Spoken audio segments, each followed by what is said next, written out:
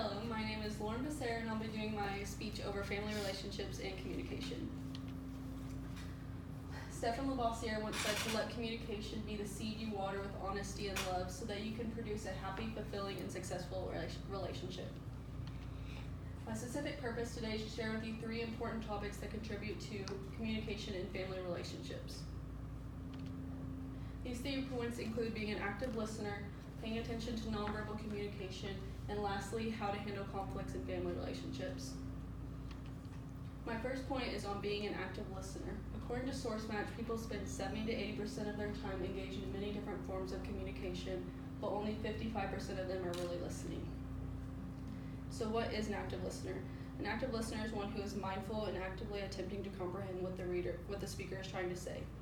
Being an active listener means you should listen to the feelings behind the words and not only the content of the message. You can improve being an active listener by taking in what the person is trying to say without interruption, even if you do not agree with what they are saying. You can reduce any distractions that will keep you from focusing on the message, such as your phone. Lastly, be engaged in the conversation by keeping good eye contact and speaking when it is appropriate.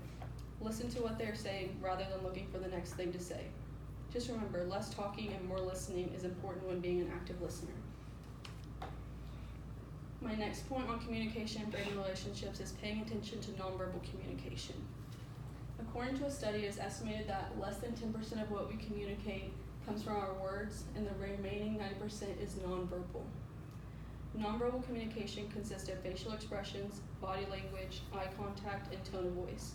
With about 90% of our communication being nonverbal, it is important to know when to pay attention to these different types of communication.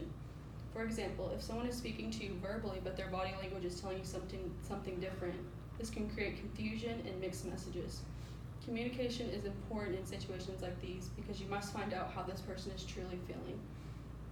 Some people are better at expressing themselves through nonverbal communication, so if you know what to look out for, you'll be able to communicate with these people more effectively. You can show clear and positive nonverbal communication by smiling, showing eye contact, and having good posture. My last point on communication in family relationships is how to handle conflicts. Thomas Crumb says the quality of our lives depend not only on whether or not we have conflicts, but on how we respond to them. Family conflicts are very common and sometimes unavoidable. These types of conflicts can be very common because of the emotional connections we have with our family members. It is important to understand how to handle these conflicts to avoid problems in the future. My textbook provides an excellent strategy on how to handle these not only family conflicts, but any other conflicts such as work-related. This strategy is called integrating, which involves a high level of concern for yourself and others. This strategy allows you to work out a positive solution that will benefit everyone and is a win-win situation. With this strategy, you must discuss issues and concerns you may have while also providing honesty and commitment from yourself as well as everyone involved. By using this strategy, it will allow you to express how you are truly feeling as well as the rest of your family members. In conclusion, if you want to have a successful relationship with your family, you have to understand the importance of communication. By using the 3 key points, it will allow you to have a better relationship with the people around you. So remember, practice being an active listener, pay attention to your family's nonverbal communication so that you can fully understand what they are trying to say, and lastly, use the integrating technique when you come across your next family conflict. Yeah, that was way better.